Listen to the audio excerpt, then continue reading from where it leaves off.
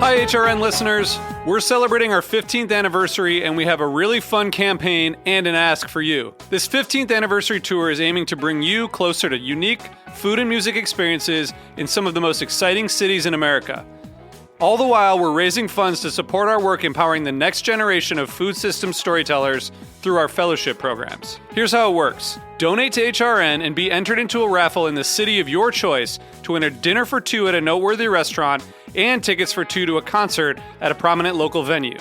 We have incredible partners in New York, Los Angeles, Philadelphia, Nashville, Las Vegas, Charleston, Asheville, and Ardmore, Pennsylvania, who have donated a meal for two and two tickets to a concert of the winner's choice. And all donations help fund our fellowship programs, where we're helping to build essential workforce readiness skills and food system storytelling skills. Check out heritageradionetwork.org/15 to donate and enter to win today. That's heritageradionetwork.org/15. Thank you.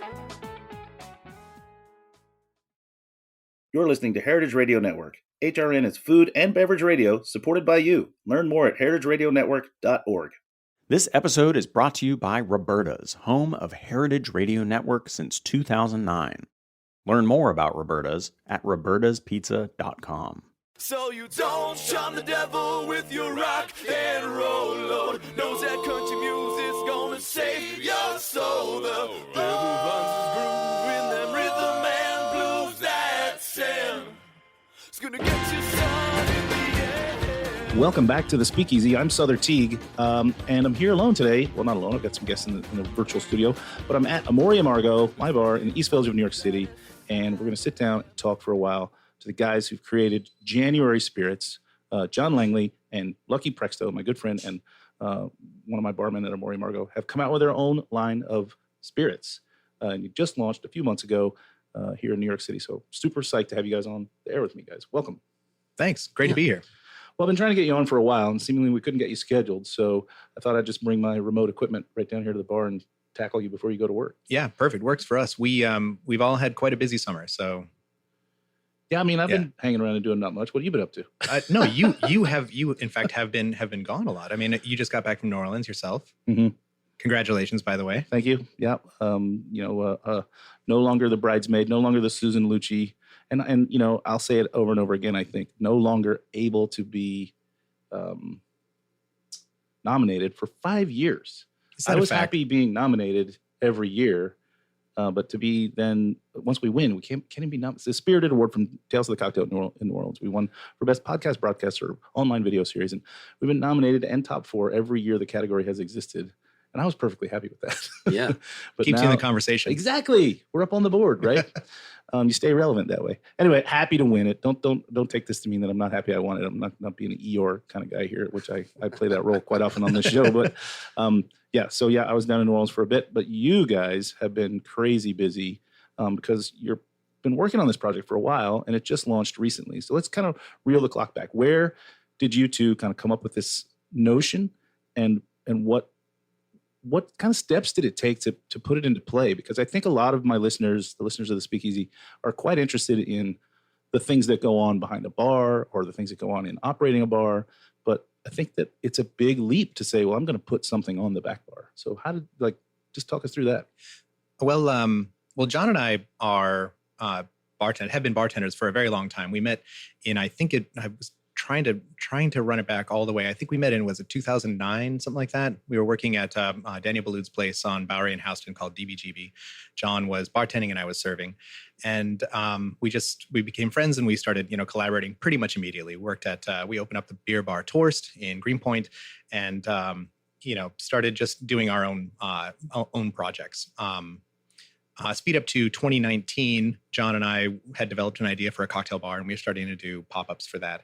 And one of the concepts of the cocktail bar was to do as much in-house production as we could quasi-legally, totally illegally get away with. We were going to make, vermouth, amaro, cordials, as much stuff as we could put ourselves in the back bar. We were going to do that. Well, I mean, what even drove that notion? What would make you say to yourself, I'm going to spend the time, energy, effort, money to make my own Curacao, let's say, rather than go, I can just buy this. It's really inexpensive and it'll be here tomorrow if I order it. I mean, honestly, it's just, I think was not boredom, but just the idea that we could, like you're saying, it's so easy. You can go out and buy vermouth for like significantly cheaper than we were going to be able to make it at a bar. Right. But then you also, it's a way to get like kind of granular with stuff. You know, you can only change something like a Negroni so many ways by just changing the ingredients. But if you start down at the base level of redesigning a vermouth, then you kind of have some more options. And we just kind of like this idea of like, let's do it all like the hardest way possible. Yes. Well, I was going to get to that when we get to the spirits. But I mean, I totally understand that. And, in the past, here at Amor y Amargo, even when we opened, you see the 2 tap towers sitting there. They're now cocktails. But in the very beginning, there were 2 house-made vermouths. And that was even how we named the bar. Amor y Amargo is Spanish. And, a lot of bodegas and bars you go to there have their own house-made vermouths on tap. And we were kind of mimicking that, even though, 90+% of everything we sell here is Italian. Why would we name it in Spanish? You guys were making the vermouth? Yeah, in the very beginning. Oh, I didn't know that. Yeah. Oh. And in fact, we helped Huertas, the restaurant that just closed, sadly, this past week. They had vermouth on tap. They came to us, and we helped them set that up. So we've been friends and neighbors with those guys since the beginning as well. I'll be damned. So again, I totally understand like the drive and desire to make something for the back bar, but to make everything, that seems like a bigger leap. And it didn't happen, so I guess we're having a moot conversation. But like again, it just shows that you guys have a real drive and passion towards the creative aspects.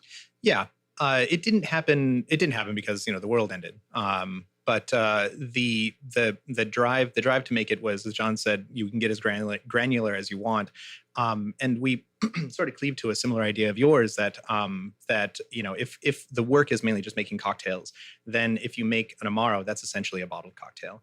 The lead up to the release of it is way longer than putting something together and like doing it to order. But that is sort of where it came from. We had been putting flavors together, putting things together, and making drinks, and we wanted to kind of like prolong that process and like have them be like sort of like signature things that we make that we can make a lot of and have it be stable.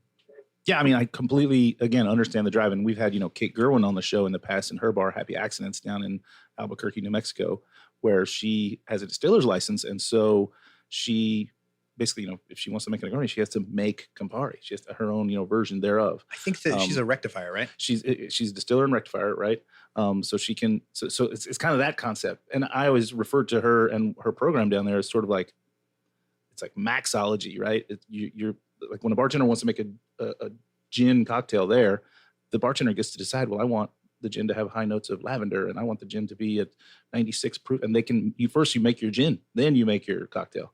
So I can understand that sort of zooming out, right? And that's probably what led you to sort of get to the place where you created January Spirits. Yeah, I mean, it's nice. You can also, so many classic cocktail ingredients are so sweet, and it's very hard to maintain a certain level of flavor and pull the sugar back and utilize things like, especially Amaro can be like, the grams per sugar on some of that stuff is pretty high. So to be able to approach it from that level of like, we want to maybe make something a little bit drier or whatever, it's sometimes you just have to make your own.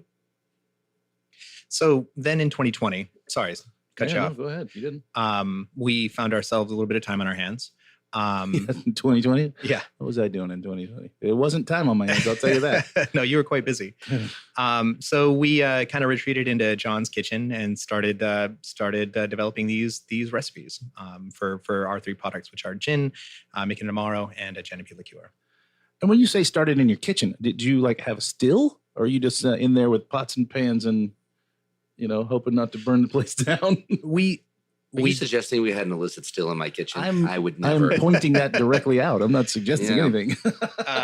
Yeah, we did. Yes, we did. And we did operate it before we had a company, and we were doing it privately. We'd no longer do it. But I think this is everybody's origin story with distilling. Even way back when you can't just be like, what, I'm going to do a thing I've never done before. Let me go into the business of doing that. No, you do the thing and then you legitimize, right? Yeah, exactly. So we had the still in John's kitchen for about a year and a half, working on different recipes for different things. We did a lot of fun projects, a lot of fun ferments, and really dialed that still in. Made some very good high test moonshine. John, maybe you can talk a little bit about that. Yeah, I mean, we sure. I mean, yeah. At first, it was like we we want to make spirits. We want to make liquor. And we had the Amaro more or less like 90% of the way there. And then it was like, oh, wait, what do we want to do? Do we want to like dive into the whiskey game? That's kind of like an expensive, time-consuming game, but we messed around with grains anyway. And the Genepi was just came out of a sort of, well, we want to do something interesting. We want to find a niche that isn't glutted, and we want to make something that we would be interested in drinking that has a place. And it kind of started like, all right, let's try and make fake chartreuse. And the first batch was surprisingly drinkable. So we were like, okay, this is a thing that we can keep moving forward with. And we found some farmers and we started getting all the herbs, and we just sat around making test batches and running the cooling water from the coil up the roof. And I was filling a kiddie pool with it. And we would get done and clean up, and I would go sit in the kiddie pool, and I was making Hemingway daiquiris with moonshine and calling them William Faulkner's. And that's it. And by the time we were done, we had like a pretty passable Genepi after just like a few months of just doing that, which is like, it's hard because you got to master it. So you're like, all right, it's going to be like a month lead time to like tweak something. But Right. You can't like jump in a time machine and go forward. First of all, I would ask, like, how big was the still? And then that's just for curiosity's sake. But then I would think to myself, as a guy who spent a lot of time in kitchens and worked, as a chef for a long time, I can certainly look at a product and kind of, tear it apart and maybe make my own version of that product, even like a shelf item, make my own, I don't know, whatever, ranch dressing, anything you want to call it, doesn't matter.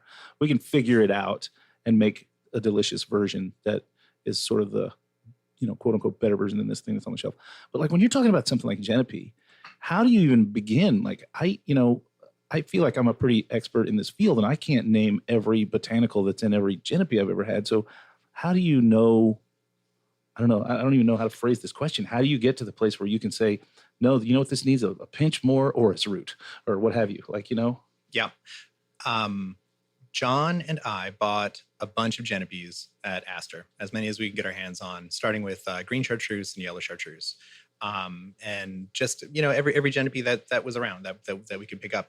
And we did a lot of analysis, meaning a lot of drinking, but we kind of compared notes on nosing stuff and palate. And we also found some really great, with like converted PDFs, old distilling tracks from like the 19th century. Everyone essentially, since chartreuse became popular, which is like 300 years ago, people have tried to make dupes of it. And so we found a bunch of old recipes of people making monkish style Genepi liqueur, and found a lot of overlap there. And we started there with what we thought were like the high notes of what we wanted to kind of extract from it. And then did individual macerations of other things to find out like what they tasted like. There's some things that we use that we probably ought not to have used, like initially, like arnica, which is poison, but it is called for a lot. And like these, it passed the first test. I didn't go blind. I didn't die. This is the main thing there. Yeah, that one didn't make it past the first test. We started, I think maybe my girlfriend said something along the lines of, I can't feel my fingers. Yeah. And then we also just did a lot of like research, like geography, like, all right, these products typically come from this area. What's the botanical history of like, what do they use there for medicine? Sure. The old what grows together goes together mentality. And that's a lot of it, was just going through and pulling out large lists of generally recognized as safe. Generally.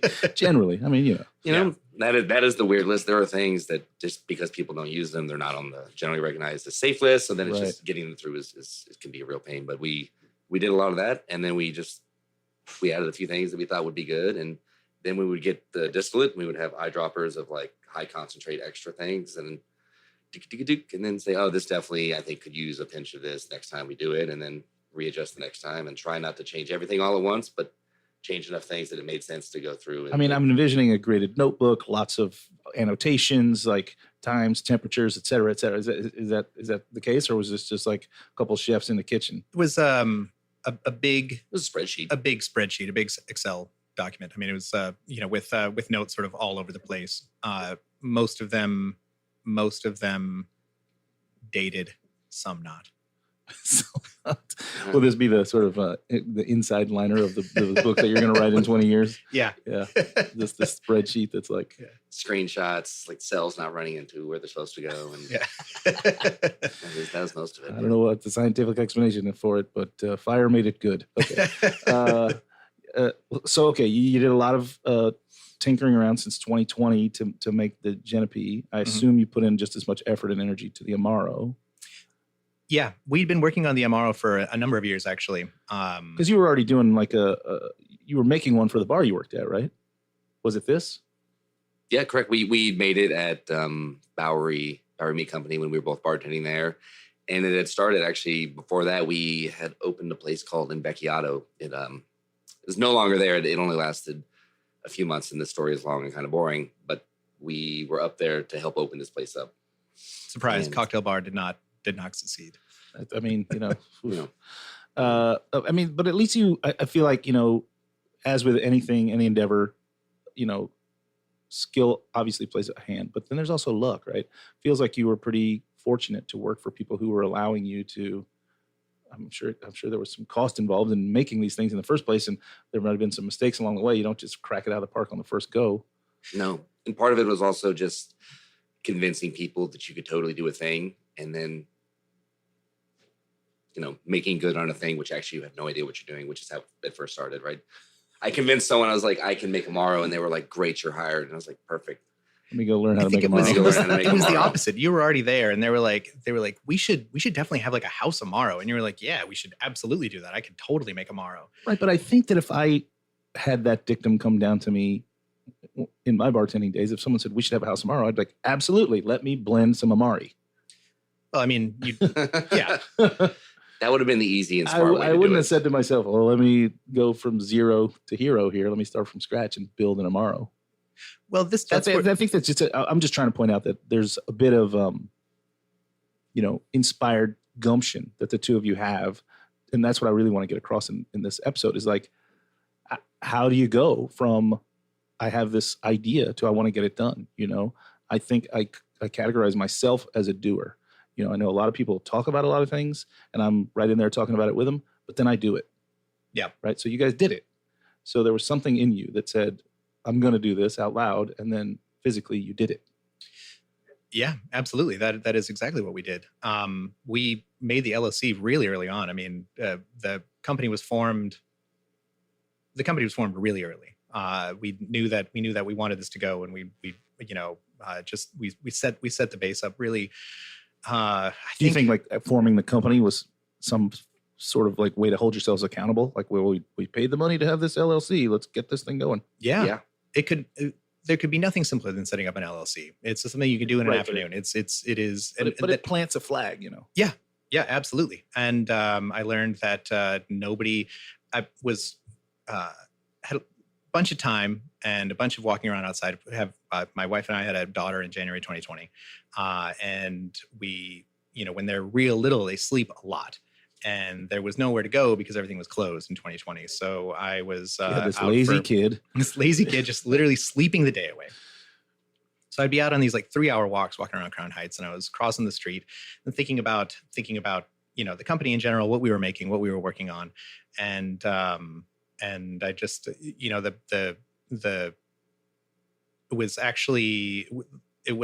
impetus was, old gods, like Greek gods, Roman gods, whatever. And Janus, the god of past and future, kind of hit with me. And I was like, we named January for Janus, and January sounds really great. And it's a very optimistic word. So that's where that came from. That was really early. I mean, I'm shocked that name wasn't taken. And it was not. That's the point of the story. No, like I Googled it. There is a liquor store in South Carolina called January Spirits. That's it. So we, eventually when we were a little bit farther down the line, we were ready to like actually start production, looking around for contractors. We started the process of trademarking the name. That is a very, very long story. That could be an entire episode, but too long didn't read. We got the name, and it's we're trademarked now. Which is incredible. Yeah. So you've kind of been obviously tinkering is a word that we might use here, working on the Genepi, and you had this Amaro kind of in your pocket because you were making it at a restaurant or a bar, and then the decision to make gin. How did that sort of bubble up? Because I think the first thing that people make when they make a distillery is vodka. Right. Vodka pays the bills. We've all heard it. And Yeah, but I just think so with vodka. There's nothing really you're doing on a certain level, and I'm not trying to disparage vodka, but there is no. You just like your idea is to make a nice, clean spirit, and the best we could hope for is make something as good as anything that's out there, right? And we almost certainly couldn't do it at the same price, and it's not fun. There's nothing that we get to do and put our like mark on besides branding, and that's that's what our other partners are for. It's just not a thing that interested us. Mm-hmm. Whiskey is too expensive to make right off the bat. You can go get amazing whiskey for cheap, and they've been doing it forever. And we didn't feel like it just goes back to what you were saying, like the tweak time is even longer. You said maybe take a month to 6 weeks before I can tweak my Genepi recipe because I've got to wait for macerations to happen. Yeah. If you're putting your whiskey down in a barrel for 4 years, you can't do any tweaking for 4 years. Yeah. You get to the end, you're like, well, what are we going to blend this with to make it not taste the way it tastes? Like you could really mess up, but we're not millionaires. We're barely thousandaires. So it was gin. And I know this is why a lot of people do craft gin, is because you can do something fun and you could kind of like be out in market in a reasonable amount of time, which is also why it's mildly kind of glutted. Mm-hmm. And so it's a matter of finding a niche within that glut that fills a need. And that's kind of like what we started. We're like, all right, we can maybe make some money on this. No one drinks tomorrow except for us and our like nerdy friends, but people drink gin. And if you could find an inroad with gin, then you could actually like have a cornerstone of your business that makes money, that actually moves, and then do the cool things like Genepi and Amaro, which will move less fast than gin. But well, I would take you to task on that based on your already initial sales, but I'd like to do that when we come back from the break. So let's take a quick break and hear from our sponsors. You're listening to The Speakeasy on Heritage Radio Network. I'm hanging out with the boys from January Spirits. Stay tuned. This episode is brought to you by Roberta's, home of Heritage Radio Network. Roberta's was founded in Bushwick in 2008 and has become one of the most iconic restaurants in the country. HRN made its home inside of Roberta's in 2009, and together they have become part of the DIY fabric of the neighborhood. Roberta's is open for lunch and dinners 7 days a week and serves much more than just the famous wood-fired pizzas. Their team dreams up new salads, pastas, and sandwiches on the regular. Roberta's Tiki Bar is alive and well in the back garden, serving up frozen drinks in the summer and hot toddies in the winter. Stop by the bakery and takeout spot next door for fresh breads, sticky buns, and pizzas to go. But Roberta's also extends beyond Bushwick, with multiple locations in New York City, Long Island, and Los Angeles. You can also find their frozen pies in grocery stores around the country. The spirit of Roberta's, like Heritage Radio Network, is everywhere. Here's to many more years of pizza-powered radio. Learn more about Roberta's at robertaspizza.com. And we're back. You're listening to The Speakeasy on Heritage Radio Network. I've got John and Lucky in from January Spirits, and we've been talking about their brand new line that just launched. How just short time ago? 4 months? 5 months? How old are we now? May the 4th. May the 4th be with you. Did you do that on purpose? Yes. You liar. You're trying to get some Star Wars cred. Yeah, we absolutely did the Star Wars nerds on board. I mean, that's great. So May the 4th, 2023, you launched January Spirits just here in New York State first. That's right. And you've got your 3 marks. You've got a Genepi and Amaro, and we were just talking about the gin, which I find to be quite delicious. I remember drinking about a bottle of it all by myself. Not all at once. It was kind of all at once. By yourself in the kitchen. In the kitchen. I was sitting in the kitchen at a Morning Margo just drinking neat gin like a weird boss, I guess. I love it. Like, I really, I'm not just blowing smoke. I really, really enjoy it. But as we were taking, just before the break there, John, you were kind of alluding to the fact that maybe the gin was a bridge that you could get, more than, quote, your nerdy friends to try the gin, and maybe then you could lure them down the road to try your Genepi and your Amaro, which you said you feel will move more slowly. However, sales dictate not necessarily the case. It has not, in fact, been the case. But, it's easy to, especially in New York and especially in the cocktail scene, and quite specifically this place, you can live in a bubble where you think, like, of course people are going to drink lots of Amaro, and we kind of thought if they don't want to drink tomorrow, we should still have something for them, and it should still be a product we stand behind, and it should, it should still speak to the kind of things we do. And gin was fun, and I think we got lucky that we came up with a gin that we like that also other people like, because it's also very easy to go down a road. You can just put anything in a gin as long as you're juniper, and they don't even care. They just let you put that on the label, gin. Yeah, pretty lax on the rules, it seems. Weirdly. That makes me want to question: is there any crossover of ingredients from either of the other two marks into the gin? Are there things that are in one or the other that are in both? Yes, there's a couple things that are in all three, and they escape me. I put black licorice in everything because I love black licorice. Okay. So it makes, it's obvious in the Amaro.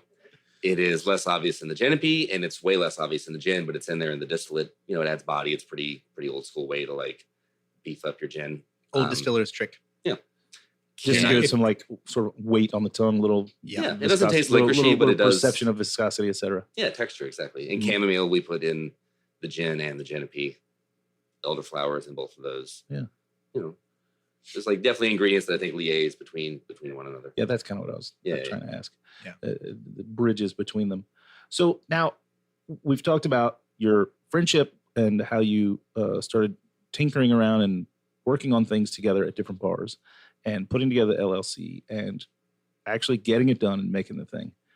But I want to talk more about sort of the businessy side of it. I think, again, as I mentioned earlier, the listeners are, as the show has grown up in 12 years, I think the listeners are growing up too, and they're branching out and they want to do more things. How does one say to themselves, I'm going to start making a thing on a grand scale with a label on it that I'm going to sell to the public? There's the TTB that get involved. There's the State Liquor Authority, et cetera. Walk us through some of the hoops you had to go through and the challenges. There are many different ways to thread the needle. The easiest way is to be quite wealthy or quite well funded. Step one, get yourself $1 million. Yes, step one, have money. The second way to do it, another way to do it, which is the way that we did it. The company was initially just John and I. We took on two other partners, my wife, Diana, and John's partner, Amanda. And so between the four of us, we're now more of a cohesive company. We've kind of filled it out, and we're self-funded currently. We didn't take any outside funding at all, and because of that, we wanted to get to market with the lowest overhead possible. So we didn't want to take out an enormous loan and buy a still, and then have then the rent on a distillery where we could get that. Sure, associated licensing. I'm sure there's plenty of fees that the government's going to stab you for. It's actually, if you're a small distiller, it's not an enormous fee for a license, but it's still like $1,500. So the way that we did it was we found a contracting partner. So we're working with Matchbook Spirits out in Greenport, in the North Fork of Long Island. They're real nerdy guys. We make real nerdy products, and we figured it would be a good fit, and it's been a wonderful collaboration with them. We finalized the recipes from the kitchen, scaled them up. John scaled them up and sent them out, and the product has really really shone. The second thing that you have to do is you have to deal with the government a bunch. But then once you do that, you're there, like once everything is all set up, once you have all your permits, and it takes a while, then you're just sort of in the market. And after being in the market, then the really hard work, the longer work is sorry, I keep hitting the bar. The longer work is developing relationships in the market, in the community, and developing accounts and stuff. And you landed with I'm spacing Park Street, right? Park Street. Yep. Park Street's a distributor here in New York City or New York State. New York State. The whole state. They're based in Florida, but yeah, they're here. Florida, eh? They're an importer, yeah. Kind of Mickey Mouse operation they're running. Yeah. And that's great. And so even that relationship, though, how does that come about? Just because you've got a product doesn't mean that someone wants to be the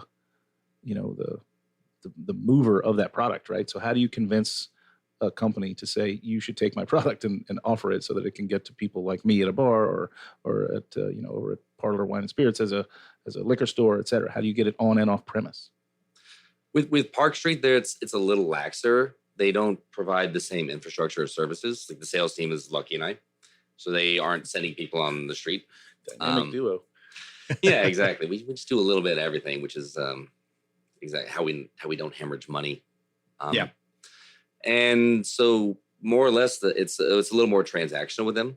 Like we sign contracts, we pay them, they provide logistics and just base permitting and infrastructure, and we do almost everything else. So it's easy with a company like them. And I know there's a couple others like LibDib or MHW, and depending on what size you are, like they're not necessarily cheap for what you get out of them. But if you're willing to put in the legwork and do all your own sales and hustle, they make the most sense for a small brand like us to get to market. Got it. Yeah, because you have to, unless you have a farming, like a farm distiller's license, you must use a distributor to get to market. It's every state's different, but basically that's what the deal is, and it's definitely the deal in New York. So Right, but even if you have that farmer's license, you can only sell on your own property, right? Right. Someone would have to come to your distillery / farm. Yeah. So Park Street, So that's limiting. Yeah, Park Street is essentially like a fulfillment center for us. And like John said, because there's no real like sales team support, we're selling it on our own. Well, yeah, over the past several months, I see that you are out there going to bars and doing tastings with the public. I assume, liquor stores and doing tastings with the public. I assume you're doing some events or whatever at bars. All I know is you show up to work late a lot. It's fine. I'm supporting you. Well, I'm here now, aren't I? I guess you are. Yes. Yeah. We've been doing a lot of like in-store support or in-store like tastings. We've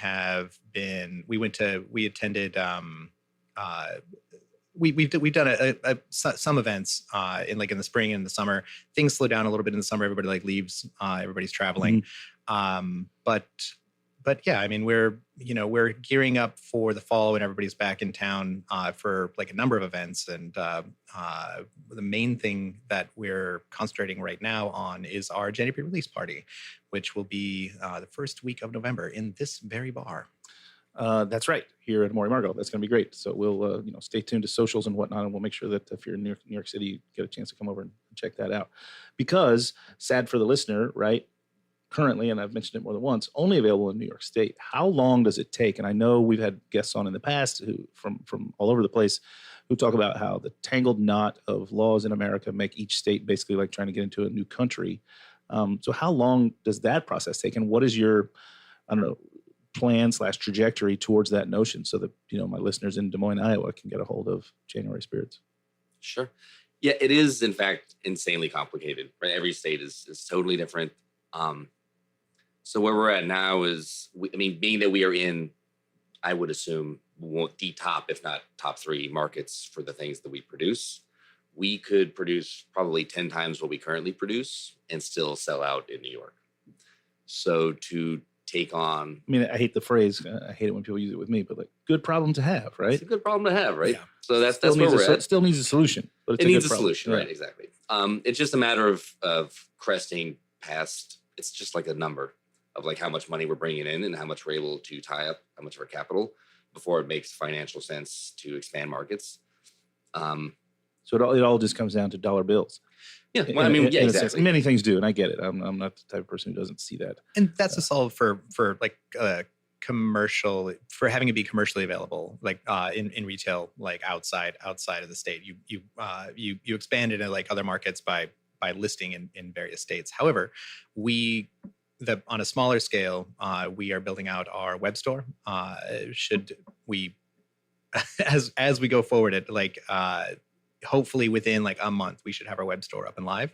And that way you can order directly from us to, depending on the partner that we go with, the spirits will be available for delivery in like 40-ish states. Right. Yeah. Except for the ones that suck. It is weird. The ones that are like ABC or state controlled, those are the ones you can't get into, right? Right. Which, I think it's such a racket. Yeah. So we're setting up our direct-to-consumer. We're setting up our web store now, and we ought to be up and live. Well, that's incredible. That's new news to me. You haven't told me this, and I talk to you about this. I feel like every day that I see you when you show up. Yep. Well, today was the day we heard back. So that's incredible. Yeah. Breaking news here on the Speakeasy. Yeah. Well, that's great news, and I'm so happy to hear it. Because I definitely want to not go through the episode without bringing this up. you're young, you're small, you're nimble, but you're already getting some accolades. Yes. Yeah. Yeah. We entered the Genepi and the Amaro into the New Orleans Spirits competition. It's our first comp. We just opened. And it's a big deal. New Orleans Spirits is a big deal. It's a big deal. It's they present in conjunction with Tales of the Cocktail, the big convention down in New Orleans. I'm sure everybody is familiar with Tales of the Cocktail, but it is a big deal. And they announced the winners during Tales at the opening ceremony on the first day. Mm-hmm. And the Genepi won double gold for best herbal liqueur, and the Amaro fetched silver. So it was a banner day for us. It was really cool. And as I recall, you didn't even enter the gin. Do you feel that was a mistake now, looking back? Yes. Yep. Sounds like immediately, yes. At the time, you're just like, oh, we have limited stock, and it costs, outside of like losing the product to send it out, which isn't that much, but we're poor. We decided to just do the two things that we thought were going to be the coolest. Right. Well, so just to clear it up for the listener, when you enter these things, it's not like, they don't just go out and buy your bottle and then taste it blind and whatever. You have to send them product, and you have to pay to be in the game at all, right? Yeah. And that's, I'm not saying that's a bad thing. They have to pay all those judges. They have to set up the room. They have to do the whole thing. I get it. But I think that sometimes people think, well, I can't believe my, how come, what we talk about it a lot during award season. How come my bar didn't get recognition? Well, did you nominate yourself? If you're not in the game, you're not going to get recognition. Yeah. Right. So you got to nominate yourself. And in this case, nominate yourself means pay the fee, get them the product, and so they can taste it. So I can understand that being young. And as you just said, and I want to keep coming back to that, running out of product. So, like this is like a book, right? What edition are we on after only 5 months since May? Yeah. Our first run, the way we sort of have been looking at this first run was sort of a proof of concept for everything. So we did a very limited run of 300 bottles of everything. Was actually 600 bottles of Amaro, but we barrel it up, barrel up the Genepi as well. It's a rather a long turnaround. The Amaro and the Genepi both stay in barrel, Genepi in Sauterne barrels and Amaro in rye whiskey barrels for at least a season, so 3 months. And so we released those, and happily we sold out. I mean, so we were essentially like down to no gin, and we're gonna make it with the Genepi until we release in what is it, first week of November, but it's going to be a close run thing for sure. And only because we stopped selling it to people. Yeah, we allocated. You've allocated, right? Yeah, you're in your first 4 months and you're already an allocated product. That's absolutely. You can have a bottle. Yeah, that's a little star in your column. Yeah. And that's got to feel good, right? It's vindicating. It is. I mean, not that you were seeking vindication, but like it proves, as you just said, proof of concept. It proves that your product is good. It proves that you are good at making it. It proves that you are good at negotiating and navigating the waters that take to get it out to the public and to get it to bars like mine and on menus. Like I have it on the menu at Avant Garden and at Amaury Margot, right? So like, I don't know. I think it's great. I'm just excited for you guys to be at the beginning of this journey, which can potentially, and I guess the hope is, literally outlast you, right? Yeah. I don't have any misguided dreams that Amaury Margot will be here after I'm dead. Right. It might be. It might be. But a distillery can be around for, we have plenty of examples that have been around for hundreds of years.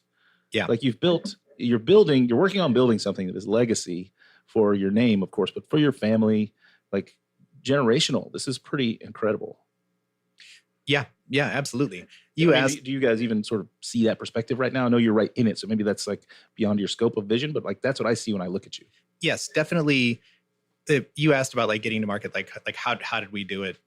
There are lots of different impetuses for starting a brand, and one of them is to open a brand to exit the brand. To where that definitely is not right. Yep. I understand that there are plenty of folks who start a thing, whatever it is, candy bars, doesn't matter, and they get it out there, they get it big, they sell it, they retire, right? Yeah, that is not the way we've been looking at this for sure. So, sorry, John, you were about to say something. Yeah, I think it would be super awesome that when I'm done, that I can leave my children a brick house full of weird Genepi and be like, "This is your problem now." This is I love that. I grew up on the water and I love being on boats, and there's that old saying, and it may hold true for you as well in this regard. The the two best days in a boat owner's life are the day that he buys his boat and the day that he sells it. Yeah. Yeah, So yeah, this is your problem now. Mhm. Yeah. We'll sell it to the kids. Yeah. I mean, I'm, again, very excited about your products. I enjoy 2 of them. I have smelled and very lightly tasted the Amaro. As you know, knowing me and being my friend and hanging out with me, my one and only kryptonite is coffee, and Amaro has got a coffee note in there, and I just can't get past it. But again, it took a medal at New Orleans Spirits. Again, not a small feat. Do you think that you will enter the gin next year? And also, do you think that you'll spread it out a little and enter some other comps as well? Because I would imagine that if you're going to plan to take on investment, having those accolades in your back pocket would be quite a shiny bauble to hang out in front of them. Sure. I think it will certainly help keep our investment dollar strong, right? That we're selling something that we can prove sells and that we can prove that people like. So yeah, I think we'll probably enter San Fran and maybe a couple others. And we entered this one just with this, I would say, unfounded cockiness, except we did win. We just clearly we're going to win for this. It's so good.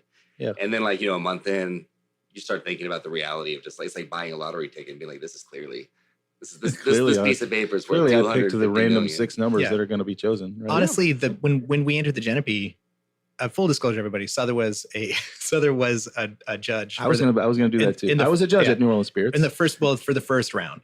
And when you came back from the first round of judging, you said, "Man, that is a craft. That it's all craft there. It's right, because I also do names. LA Yeah. Spirits competition, and it's more kind of all over the place. We had entries in LA Spirits from known, established brands as well as craft stuff. But New Orleans is overwhelmingly craft, small brands, etc. But one of the things that you said was, "Man, I tasted a lot of really good Genepi," and I was like, "What the fuck?" Part of the reason I was excited about entering the Genepi is because almost nobody makes it in the U.S. And you were like, yeah, that's probably true, but it was an international competition button. I said, that's right. Yeah, that's true. It's global. You can enter from anywhere. I mean, you were going with we were talking about him earlier, but you were going with the sort of Philip Duff idea of if you want to be great in a category, choose a category no one's in. Yeah. Yeah. And that's how he does his Jennifer. Mhm. Yeah, exactly. Yeah, he cornered the market the day he opened. Exactly. Yeah. Number one selling means 300 cases. It's not that big a deal. Well, listen, guys, it has been a real pleasure having you on and finally talking about January Spirits. And I'm so excited about the growth of the company to come. And we'll keep an eye on you and we'll have you back on as things progress. But, real quickly, as we're wrapping up here, what are kind of your future steps? Do you see another mark? Or are you going to focus on these 3 marks? Do you intend to maybe take on investors? Or are you going to try and continue to self-fund? What's the future of January Spirits, short-term future? We have another mark. Before we opened, we had been working on a 4th product, and it was 80% of the way there, which was we're still working on that, and we thought we would be better off putting our money in 3, and then having a backup to launch, which will be launched next year. So we do have another mark, and I think focus on the 3, and then take on investors. I mean, at some point. Again, it's you're trying to get to your dollar worth more. So, you take $1 now, it's only worth a dime, but we'd like to get that number up a little bit. Yeah. The work on these 3 marks, we're going to do special releases of the Genepi and Amaro. And as we grow, we the next step up is to get relicensed as rectifiers, so we can take over some of the production of specifically the Amaro, because it's not a redistilled product, or it's not a distilled product. We could get licensed for that. It's distilled. It's just a maceration that you do, right? Yeah, that's right. You're not Exactly. distilling the base We're product. not distilling. Yeah, Right. we would get You just be a spirit and rectifier then to do that. exactly. So that's the next step. That will take some investment, whether or not it's like a crowdsourced thing, or private investment, or what have you. We have to figure that out. But yeah, definitely investment in the future and growth within the next 12 months. Yeah. I mean, I feel like that's super speedy, to be honest. I know everything sounds like that, though, right? Yeah. As we started the episode here, you talked about 2006 When we met, yeah. Yeah. So this overnight success happened over the course of, many years, which is kind of I always say everything happens the same way. It starts out slow and then it gets really fast. Mm-hmm. Yeah. So very exciting news that the website is going to go up soon. Do you want to share that website while we're on? Yeah, the website is live, Okay. But the web store, we'll be adding onto the web store. The website is januaryspirits.com. Easy enough. Very easy to remember. Our Instagram is also January Spirits. There are recipes because the Amaro and Genepi are maybe not like universally known. We have recipes up. A lot of guys have recipes on their websites. Because John and I are bartenders, we had a lot of fun developing like our own like spins on things. So if you want to use that for a reference, pretty cool. If not, there's more information about each one of the marks and I don't know, a little bit of info about us, etc. And very shortly, you'll be able to buy directly from us as well. That's going to be the game changer for you guys, the being able to sell direct. That's pretty cool. I wasn't aware of that. I'm super happy to hear that news today. Yeah. Well, man, it's been great having you both on. To the listener, I would say, please go and follow January Spirits on their Instagram. Go check out their website, and I'm sure on the Instagram you'll blast out when the web shop is open. 100. Yeah, 100, baby. Want to get that information to the people. Once that goes live, I encourage everyone to give these things a try. They are delicious. They're beautifully packaged. And I think, not just because you're my pals, both of you. I'm so excited for your success, and I'm just eager to watch it happen. So thanks. Really appreciate you guys being on. We appreciate being on. Nice. All right, guys. Well, that's it for this episode of the Speakeasy on Heritage Radio Network. Please check out the website, heritageradionetwork.org, for many more shows just like this. Click on the donate button to keep shows like ours on the air. And again, cheers, everybody. Thanks. So you don't charm the devil with your rock. The Speakeasy is powered by Simplecast. Thanks for listening to Heritage Radio Network, food and drink radio supported by you. Keep in touch at heritageradionetwork.org/subscribe.